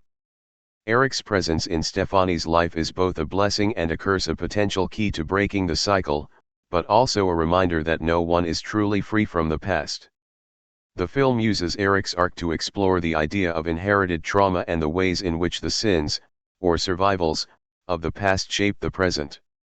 His struggle to reconcile his loyalty to Stefani with his family's desperate quest for salvation is portrayed with nuance and empathy.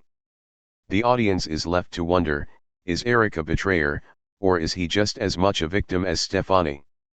Can his love for her overcome the weight of his family's history? Cinematically, the revelation is handled with restraint and emotional depth. The confrontation between Stefani and Eric is shot in close-up, capturing every flicker of pain and regret on their faces. The score swells with melancholy, underscoring the tragedy of their situation. The discovery of the photograph and the journals is presented with a sense of inevitability, as if the truth was always lurking just beneath the surface. In the broader context of Final Destination, Bloodlines, Eric's true identity serves as a catalyst for the film's final act. The revelation forces the family to confront the interconnectedness of their fates, and to consider the possibility that the only way to break the cycle is to face it together. Eric's betrayal, while painful, ultimately becomes a source of strength, a reminder that no one is truly alone in their struggle, and that the bonds of love and shared history can transcend even the most insurmountable odds. As the film hurtles toward its climax, Eric and Stefani are forced to reckon with the true meaning of their relationship. The revelation of his bloodline and his family's secrets adds a new layer of urgency to their mission, and sets the stage for the ultimate confrontation with death's design. In the end, the truth about Eric is not just a twist, but a profound exploration of fate, legacy, and the enduring power of love in the face of the unknown. Seeking answers, William Bloodworth's guidance. In every Final Destination film, there's a moment when the survivors, desperate and terrified, seek out answers from someone who seems to understand death's design better than anyone else. In Final Destination, Bloodlines, that enigmatic figure is once again William Bloodworth, the mysterious mortician whose cryptic wisdom and unsettling calm have become synonymous with the franchise's mythology.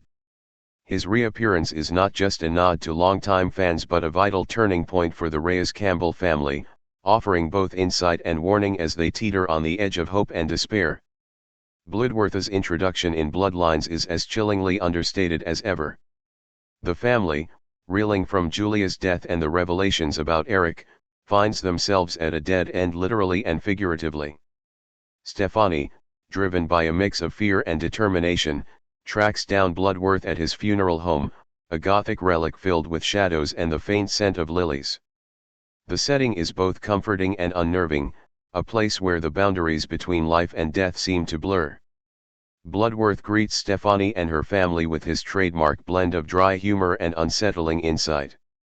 He seems to know more about their predicament than he should, referencing the Skyview disaster and the pattern of deaths that has haunted their bloodline. His presence is both reassuring and ominous, as if he is both a guide and a harbinger of doom. The filmmakers use lighting and camera angles to heighten the sense of otherworldliness, casting Bloodworth in half-shadow as he dispenses his wisdom.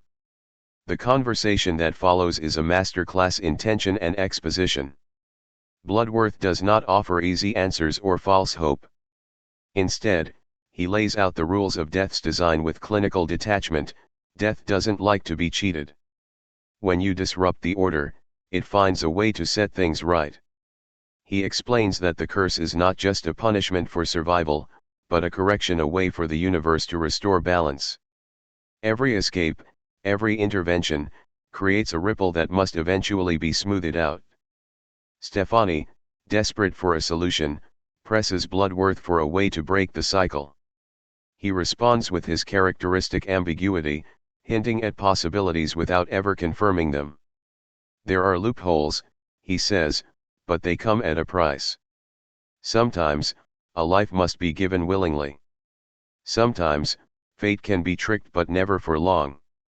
His words are both a warning and a challenge, forcing the family to confront the reality that there may be no easy way out. Bloodworth's guidance is laced with riddles and metaphors, leaving the family to interpret his meaning for themselves.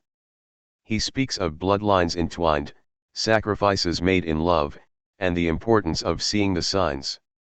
The scene is filled with callbacks to earlier films, references to premonitions, survivor's guilt, and the futility of trying to outsmart death. For longtime fans, these moments are a treasure trove of lore. For newcomers, they add depth and mystery to the unfolding story. The impact of Bloodworth's advice is immediate and profound. The family leaves the funeral home with a new sense of urgency and resolve, but also a heavy burden.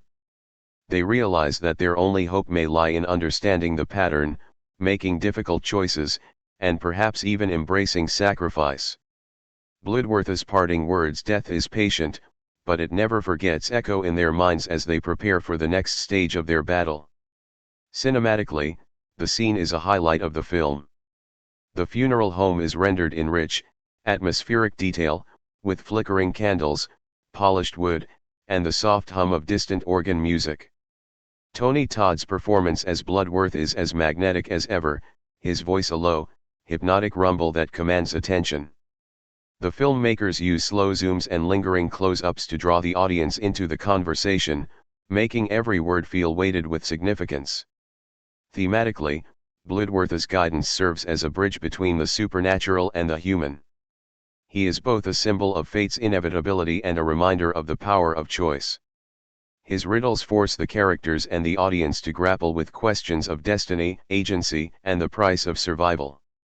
In a world where death is both arbitrary and inevitable, Bloodworth stands as a beacon of knowledge and warning, guiding the living as they navigate the treacherous waters of fate. As the family leaves the funeral home, their path is clearer but no less dangerous. Bloodworth's guidance has given them tools and insight, but it is up to them to decide how to use them. The encounter marks a turning point in the narrative, setting the stage for the film's final, desperate gambit to break the cycle and reclaim their lives. In the end, William Bloodworth remains one of the franchise's most enduring and enigmatic figures, a living embodiment of the mysteries that lie at the heart of Final Destination. His guidance is both a gift and a curse, a reminder that in the struggle against fate, knowledge is both power and burden. For the Reyes-Campbell family, his words will shape every decision they make, echoing through the final, fateful chapters of their story. Two ways out, death's loopholes explained. In the mythology of Final Destination, Bloodlines, the notion that death has a design is both a source of terror and a glimmer of hope. Throughout the film, the Reyes-Campbell family desperately searches for a way to break the cycle of doom that has haunted them for generations. It is in their darkest hour, after the chilling guidance of William Bloodworth, that the family comes to understand the two possible loopholes that might offer escape from death's relentless pursuit. This revelation not only reframes their struggle but also deepens the philosophical and emotional stakes of the story. The first loophole, as Bloodworth cryptically suggests, is the act of a willing sacrifice. Death's design, he explains, is not entirely inflexible. It can be disrupted if a survivor consciously and selflessly gives up their life for another.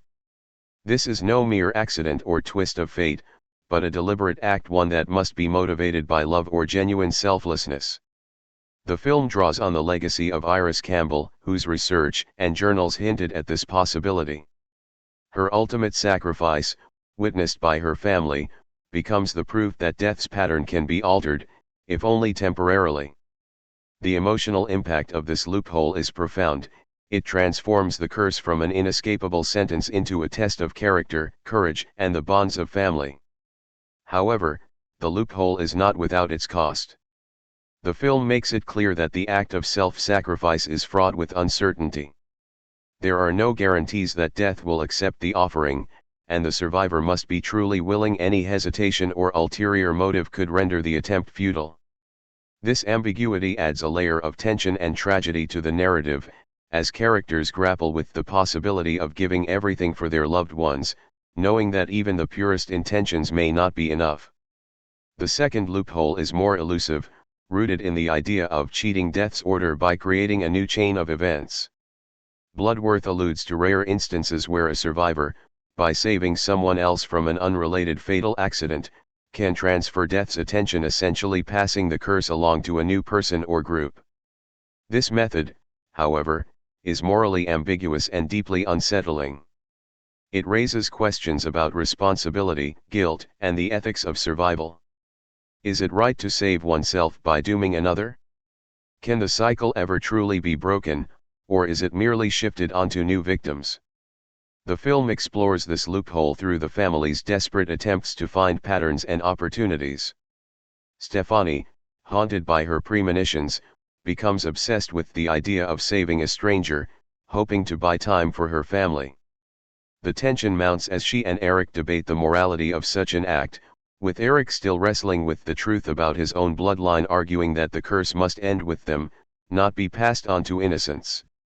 The family's discussions are raw and honest, exposing the fear, anger, and love that drive their choices. Cinematically, the exploration of these loopholes is handled with suspense and emotional depth. Flashbacks to Iris's sacrifice are interwoven with present-day scenes of the family debating their options, creating a sense of continuity and generational struggle. The filmmakers use visual motifs, mirrors, crossroads, and circular patterns to symbolize the choices facing the characters. The score swells with tension as the family edges closer to a decision, each member weighed down by the burden of potential sacrifice. Thematically, the two loopholes serve as a meditation on fate, agency, and the price of survival. The film asks its audience, what would you be willing to do to save your loved ones? Is there honor in self-sacrifice, or is it merely another form of surrender? Can true escape ever be achieved, or is every loophole just another link in death's unbreakable chain? As the family debates their options, the stakes rise. Accidents become more frequent and more deadly, underscoring the urgency of their decision. The knowledge of the loopholes brings both hope and despair, hope that there might be a way out, and despair at the cost such an escape might demand. The film refuses to offer easy answers, instead challenging its characters and its audience to confront the complexities of love, morality, and destiny. In the final act, the family's understanding of death's loopholes becomes the linchpin of their strategy. Whether through sacrifice, cunning, or sheer willpower, they must decide how far they are willing to go to protect each other and what kind of legacy they wish to leave behind. The choices they make will determine not only their own fates but the fate of the curse itself. Ultimately, the exploration of death's loopholes in Final Destination, Bloodlines elevates the film beyond mere horror, transforming it into a thoughtful, emotionally resonant meditation on the human condition. By confronting the possibility of escape and the price it demands, the Reyes-Campbell family's story becomes a universal tale of sacrifice, love, and the eternal struggle against the darkness that lies just beyond the edge of fate. The MRI Massacre, Bobby and Eric's End. As Final Destination, Bloodlines accelerates toward its climax, the story delivers one of its most harrowing and visually inventive sequences, the MRI Massacre. This set piece, which claims the lives of Bobby and Eric, is a showcase of the franchise's signature blend of suspense, technical ingenuity, and gruesome inevitability. Yet beyond its visceral thrills, the scene is loaded with emotional resonance, serving as both a reckoning for two pivotal characters and a chilling reminder of death's relentless ingenuity. The sequence is set in a modern hospital, a place typically associated with healing and safety. Yet, as with so many moments in the Final Destination universe, the familiar is quickly transformed into the fatal.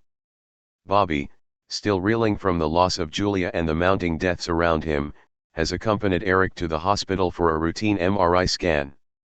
Eric, who has been suffering from recurring headaches and dizziness since the tattoo parlor inferno, is anxious but determined to get answers. Bobby, ever the loyal cousin, tries to lighten the mood with jokes, masking his own fear and guilt. The filmmakers build tension from the moment the pair enter the radiology department. The camera lingers on the details, a janitor leaving a mop bucket near the door, a nurse distracted by her phone, a metal oxygen tank left too close to the MRI room. These seemingly innocuous elements are given ominous weight, inviting the audience to anticipate how death might turn the ordinary into the deadly. As Eric lies down on the MRI table, the technician gives the standard warnings about removing all metal objects. Bobby, waiting in the observation room, fidgets nervously, his keys jangling in his pocket. The scan begins, and the machine's rhythmic thumping fills the air, a mechanical heartbeat that grows more menacing with each passing second. The filmmakers use sound and close-ups to heighten the sense of claustrophobia and impending doom. Then, in classic Final Destination fashion, a chain reaction is set in motion. The janitor's mop bucket tips over, spilling water onto an exposed electrical outlet. Sparks fly, and the lights flicker. The MRI machine, already humming at full power, begins to malfunction. The technician, distracted by a phone call, fails to notice the warning lights flashing on her console. Suddenly, the magnetic field intensifies, pulling metal objects toward the machine with terrifying force. Bobby, realizing too late that his keys are still in his pocket, is yanked violently toward the MRI room. The door, designed to be magnetically sealed during scans, jams open due to the electrical short. Bobby is dragged across the floor, his cries echoing through the corridor, as metal instruments and equipment fly past him. Inside the MRI room, Eric is trapped, unable to move as the machine's field grows unstable. A stray oxygen tank, caught in the magnetic pull, rockets across the room, smashing into the machine and causing a catastrophic explosion. The blast sends shrapnel flying, and the room is engulfed in flames and smoke. The aftermath is devastating. Hospital staff and family members rush to the scene, but it is too late. The camera lingers on the wreckage, the twisted remains of the MRI machine, the scorched floor, and the lifeless bodies of Bobby and Eric. The sound design fades to a mournful silence, broken only by the distant wail of sirens. Emotionally, the MRI massacre is a gut-wrenching loss for the Reyes-Campbell family. Bobby, the Joker and skeptic, is gone in an instant, his bravado undone by a moment's carelessness. Eric, whose journey from skeptic to believer was marked by love and sacrifice, meets his end in a blaze of confusion and fear. The survivors Stefani, Darlene, and the others are left reeling, their hopes for breaking the curse dealt a devastating blow.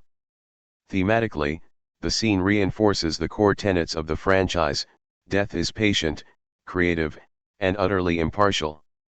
No amount of planning or vigilance can guarantee safety, and even the most advanced technology can become an instrument of fate. The hospital, a place of science and order, is reduced to chaos in the face of death's design. Cinematically, the MRI massacre is a technical tour de force. The filmmakers use practical effects, CGI, and sound design to create a sequence that is both terrifyingly plausible and visually spectacular. The choreography of flying metal, the claustrophobic camera angles, and the escalating sense of panic all contribute to a scene that is as memorable as it is horrifying. For the surviving characters, the loss of Bobby and Eric is a turning point. The family's numbers are dwindling, and the reality of their predicament is inescapable. The MRI massacre becomes a rallying cry, a reminder that time is running out and that only by confronting death's design head-on can they hope to survive. In the broader context of Final Destination, Bloodlines, the MRI massacre is more than just another grisly death scene. It is a moment of reckoning, a test of faith and resilience, and a stark illustration of the film's central message, that fate is both inescapable and unpredictable, and that the only way forward is through courage, unity, and a willingness to face the darkness together.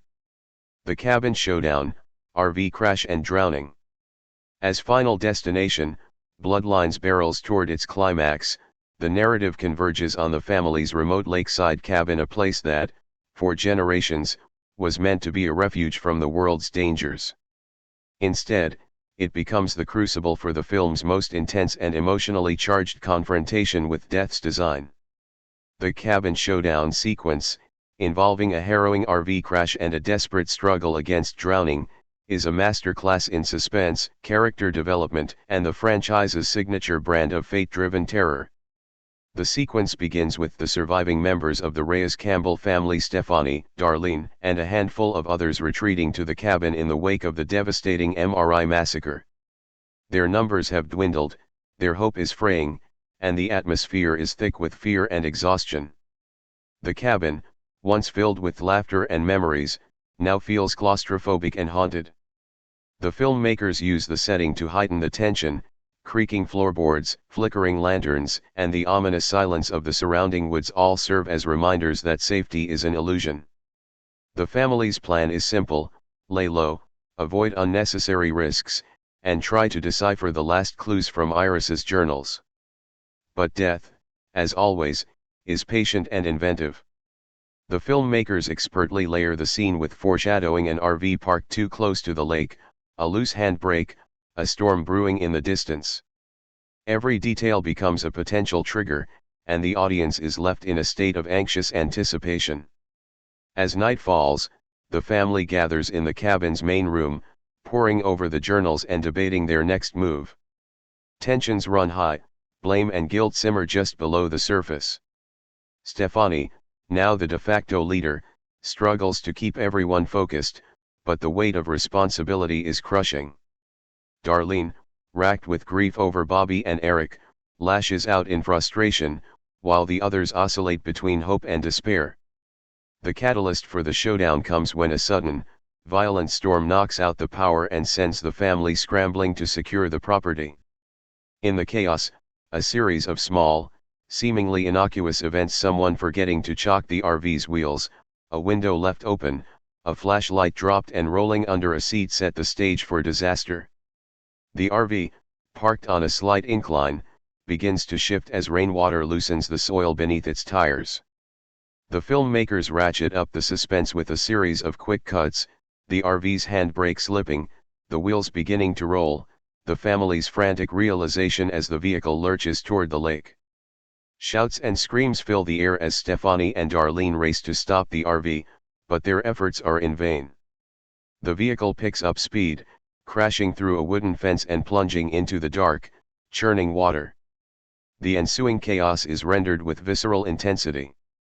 The RV quickly begins to sink, trapping several family members inside. Water pours through broken windows, and the confined space becomes a death trap. The filmmakers use handheld cameras and tight close-ups to convey the panic and claustrophobia, immersing the audience in the characters' terror. Stefani, fighting against the rising water, manages to free herself and smash open a window, pulling Darlene and another survivor to safety. But not everyone is so lucky. One family member, perhaps a cousin or uncle, becomes trapped by a jammed seat belt, their desperate struggle rendered in agonizing detail. Stefani tries to help, but the water is rising too fast, and she is forced to make an impossible choice: save herself and the others, or risk everyone's lives for one. The scene is a gut-wrenching exploration of sacrifice, guilt, and the limits of human endurance. Outside, the storm rages as Stefani and Darlene drag the survivors to shore, gasping for breath and sobbing with relief and grief. The wreckage of the RV sinks beneath the surface, a grim monument to the family's ordeal. The filmmakers linger on the aftermath, shivering bodies wrapped in blankets, haunted eyes staring into the darkness, the sound of rain and distant thunder underscoring the sense of loss and exhaustion. Thematically, the cabin showdown is a microcosm of the entire franchise, a collision between the illusion of safety and the reality of fate's inescapable reach. The RV crash and drowning sequence is not just about spectacle, it is about the choices we make under pressure, the bonds that hold us together, and the sacrifices required to survive. The loss of yet another family member is a devastating blow, but it also galvanizes Stefani and Darlene, strengthening their resolve to confront death's design head-on. Cinematically, the sequence is a tour de force of practical effects, sound design, and editing. The storm, the sinking RV, and the underwater struggle are all rendered with a gritty realism that grounds the supernatural horror in genuine human experience. The performances, especially from the actresses playing Stefani and Darlene, are raw and compelling, capturing the fear, desperation, and determination that define the family's ordeal. In the aftermath of the cabin showdown, the Reyes-Campbell family is forever changed. The survivors are battered, traumatized, but more united than ever. The cabin, once a symbol of refuge, becomes a place of reckoning, a crucible in which the family's strength, love, and resilience are tested to their limits. As dawn breaks and the storm subsides, Stefani and Darlene look out over the lake, their faces etched with grief and resolve. The battle is not over, but they have survived another night. The cabin showdown is a testament to the power of hope, the cost of survival, and the unbreakable bonds of family even in the face of fate's most merciless designs. The final destination, the train derailment and aftermath. As final destination, Bloodlines races toward its conclusion. The narrative orchestrates one last, unforgettable set-piece, a catastrophic train derailment that serves as the ultimate test of the Reyes-Campbell family's resolve and the thematic crescendo of the film.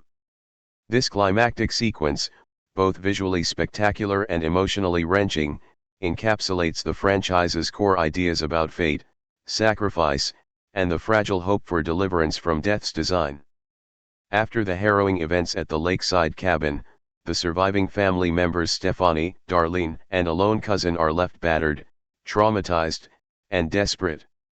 With the storm having passed but the curse still looming, they resolve to leave the isolated area behind, hoping that distance might buy them time. Their only option is a freight train that passes through a nearby crossing, and with the help of a sympathetic conductor, they board the train in the dead of night, seeking escape from both their haunted past and the supernatural force that stalks them. The filmmakers set the stage with a sense of uneasy calm. The train's rhythmic clatter, the darkness outside, and the flickering lights inside the carriage all contribute to a mood of exhaustion mixed with dread.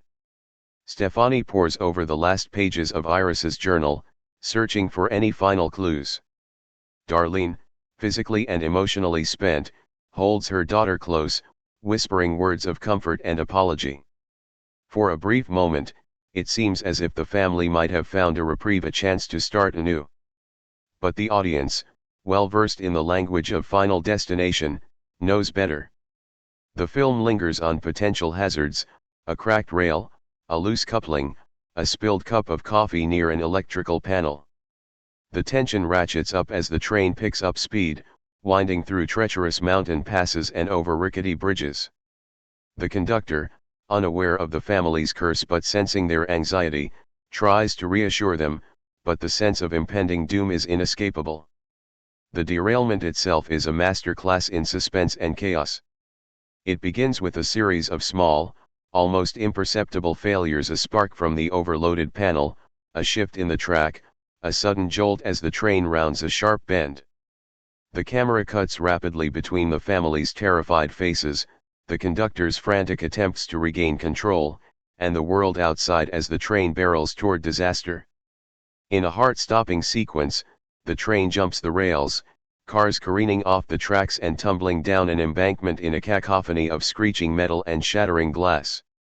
Inside the wreckage, Stefani and Darlene are thrown violently from their seats, struggling to orient themselves amid the chaos. The filmmakers use handheld cameras, disorienting sound design, and flashes of darkness to immerse the audience in the terror of the moment. As the dust settles, the survivors find themselves trapped in a mangled carriage, the exit blocked by twisted metal and debris. Panic sets in as the realization dawns: they are not alone. Death, patient and methodical, has orchestrated every detail. The aftermath is a study in grief, resilience, and the unbreakable bonds of family. Stefani, bloodied but determined, manages to free herself and Darlene, dragging her mother through a broken window to safety. The cousin, pinned beneath a collapsed seat, urges them to go on without him, sacrificing himself so that they might escape.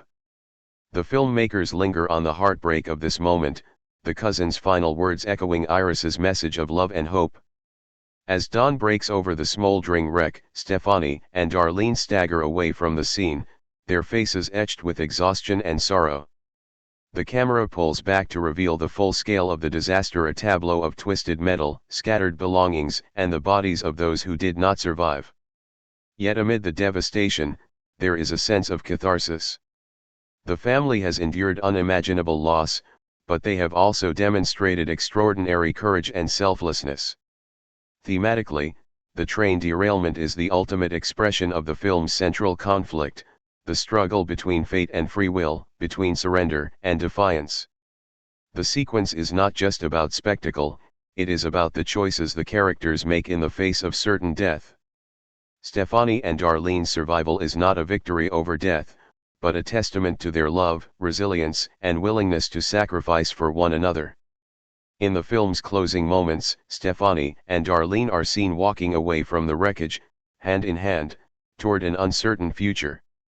The final pages of Iris's journal are read in voiceover, her words offering a message of hope: we cannot change the past, but we can choose how we face the future. In the end, it is love that endures even when all else is lost. The camera lingers on the rising sun, a symbol of renewal and the possibility of breaking the cycle, however briefly. Cinematically, the train derailment and its aftermath are rendered with a mix of practical effects, CGI, and powerful performances. The sequence is both a technical triumph and an emotional gut punch, grounding the supernatural horror in the very real pain and strength of its characters. For fans and newcomers alike, the Final Destination in Bloodlines is not just a place of death, but a crucible of transformation.